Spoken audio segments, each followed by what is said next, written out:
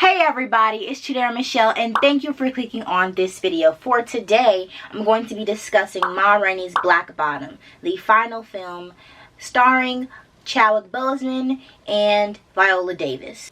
Let's get started. So let's start with a quick overview of Ma Rainey's Black Bottom. It is set in Chicago in 1927. It follows a recording session and tensions rise between Ma Rainey and her ambitious horn player and the white management determined to control the uncontrollable mother of the blues. That is the IMDb overview of this movie. Of course, as you guys may already know, this film is an adaptation of a August Wilson play and who also created Fences. And I found some similarities between Fences and this movie in terms of the way that it was shot and the fact that it is a play to movie adaptation. Of course, as you know, Fences was very straightforward. Most of the movie in Fences takes place in the backyard of their home. And in this film, most of what's happening is taking place in the basement where where Ma Rainey's band is rehearsing, and also in the upper studio area of where Ma Rainey is recording her tape for these white people to play on the radio. Now let's get into who stars in this film. I want to break down all of the characters because I think that everybody should get their shine and everybody should get a credit in who's starring in this film besides just Viola Davis and Chadwick Boseman. So of course you already know that Chadwick Boseman plays Levy, Viola Davis plays Ma, Coleman Domingo plays Cutler, Glenn Turman plays Toledo, Michael Potts as Slow Drag, Jeremy Shamus as Irvine, Johnny Coyne as Sturdyman, and Taylor Page as Bussy. First things first, I want to say that the movie was quite brief. I didn't expect it to be that quick. It was an hour and a half, very quick movie. It does make sense considering that it was a play, but I feel like Fences was way longer. I'm going back to Fences because it's the only other movie that is with August Wilson's writing in it. So one thing that I noticed is that my sister pointed out that it was very wordy, and I actually enjoyed the words in the movie. It was very interesting. It kept me engaged. It kept me wondering more, and it also made me focus more. I had to look back at the movie and watch it a second time because I didn't catch everything the first time. And when you watch it the second time, you hear everything that's going on and you hear the story better. So this is a movie that you got to watch 2-3 times to fully grasp what is all going on. But I really want to focus on a couple of things. It's not going to be your typical review or recap. I really want to focus on the main symbolism that goes on in this movie, which is Levy's shoes. Well, one of the symbolism. Levy is someone who is very arrogant and very pompous and very much like I am better than all of you, so I should get what I deserve, which is my stardom. These white men are going to love my music. I'm going to become a star. I'm going to be bigger than Ma. I'm going to be bigger than Cutler. I'm going to be bigger than everybody in this room. Levy is very confident, and we see that in the first 10 seconds, 30 seconds of this movie. He sees these shoes. These shoes are very important because these shoes are a symbol of what Levy sees as his potential career. These shoes symbolize freedom for Levy. These shoes symbolize opportunity. These shoes symbolize a window to get out. He is stuck, and Levy sees himself as somebody who was just worth way more, and these shoes are his pride and joy. Levy is like, don't step on my shoes, don't touch my shoes, y'all can't get these shoes are mine, I am the only person that can rock these shoes this way. They're even gold. I mean, come on. They're yellow. Window of opportunity, gold, meaning the most valuable type of metal you could ever find. So he's very attached to these shoes immediately. I guess that's his main source of confidence, really.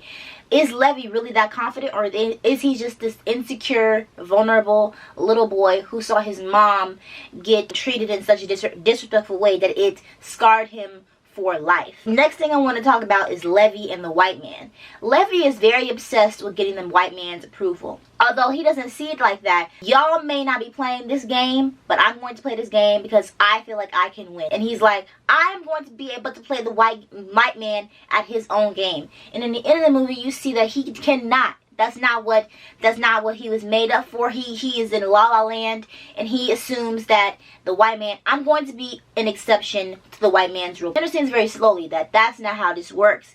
This is all a game, and that's something that he does not understand, but Ma does, because Ma knows the game. When you see Ma throughout the movie, she is taking her time. She is like, y'all want my voice. Y'all want my talent. Y'all want what I have. You want to record my voice. So you're going to get every drink that I asked for. You're going to set the temperature that I asked for. You're going to give me the studio that I asked for. I'm going to take my time. I'm going to let my nephew record this with me because he's going to come up with me too. I am going to get everything that I asked for because I am Ma Rainey. That's what I want. That's what I deserve. You want me. I don't need you. You want me. Levy is completely and totally different. Levy is very yes sir, no sir. It's not giving anything really. But he sees the white man as a come up. And a thought that came into my mind was, in the grand scheme of the black experience in America, there are a lot of black people who think that playing into respectability politics will gain them some type of leverage or some type of privilege. They think that if they play the white man's game, that's going to make them richer, it's going to give them a better life, and they're going to rise above racism. And people learn very slowly, not very quickly. They learn slowly that that's not how that works. At the end of the day, you can be the richest black man in America, but you're still gonna be a black man to these white people, whether they are worth a dime or whether they're worth $1 billion. So you can play, I am this, I am upper echelon, I am a classy type of person, I don't do that, I don't do this. But at the end of the day, you were never going to be seen as equal to the white counterpart that has the same thing as you, because they're white and you're black. It's just how it goes. We can try, but money and playing into these games and playing into respectability politics is not how you get there. Not even close. Not even close. To me, not. But let me know what you guys think, because I don't think that playing into respectability politics is gains anybody anything, really. I don't like it. But yeah, Levy is very much that person who is like, I have to do this. I need to come up so I can say that I am better than all of y'all. I can say I am better than Ma Rainey. I got more money than Ma Rainey and all this stuff. He's very jealous and very spiteful. And Ma is like, I'm going to need him to humble himself and to calm it down because this is very extra. This is too much. Another symbol that was in this movie was the door.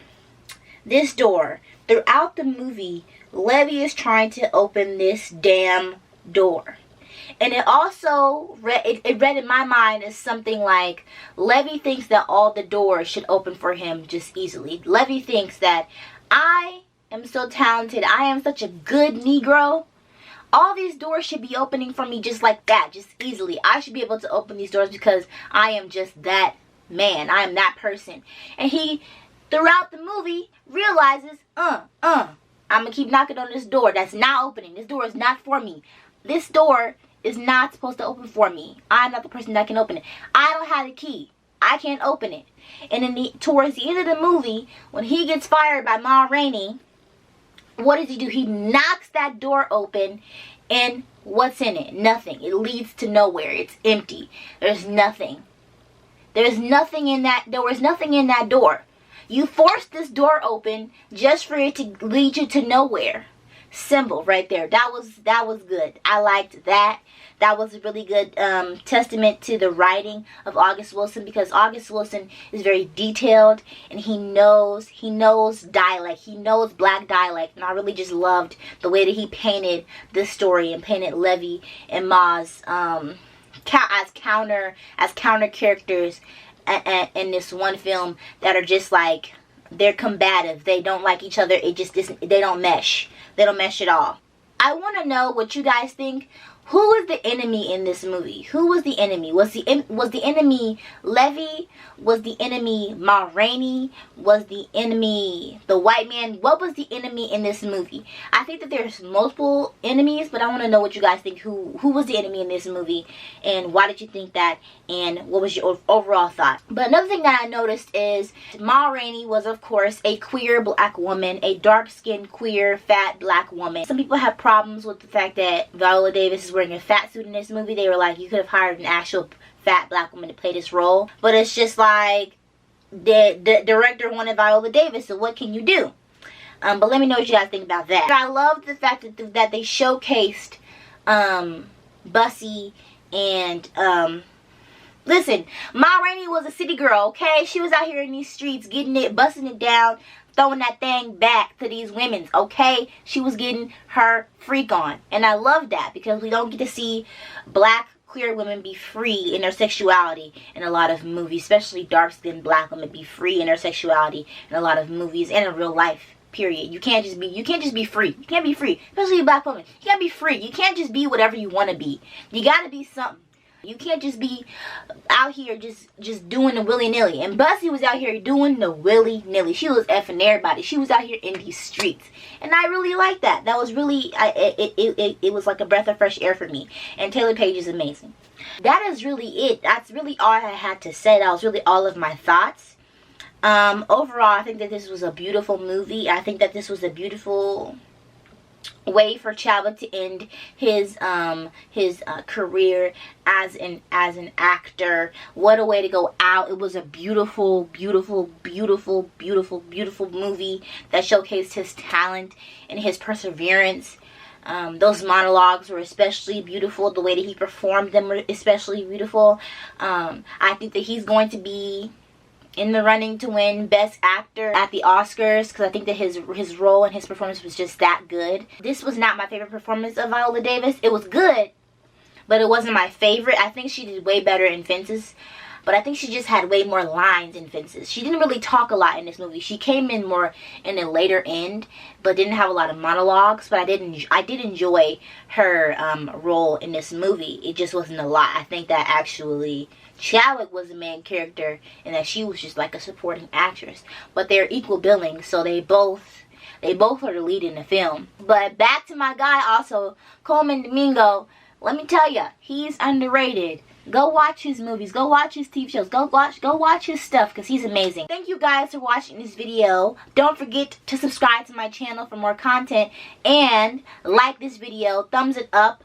Leave a comment like I said. And follow me on social media and all that jazz. And I'll see you guys later. Bye.